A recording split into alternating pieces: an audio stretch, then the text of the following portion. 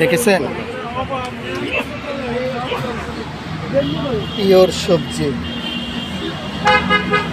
এই দেখেন আমাদের শ্রদ্ধেয় শামসু ভাই, তার মন মানসিকতা কত সুন্দর। তাই মানে এই সাধারণ মানুষকে যে তারা ভালো মানের ফসল দিবে বা সবজি দিবে, তাদের মন মানসিকতা কত ভালো, ফ্রেশ। দেখছেন নিজেই কষ্ট করে ভাই। একজন নেতা যদি, এটাকে বলা হয় নেতা, কারণ কি জানেন, যেই নেতা দেশের জন্য, মানুষের পাশের জন্য, সাধারণ মানুষের জন্য কাজ করবে, তারাই তো দেশের নেতৃত্ব দিবে ভাই।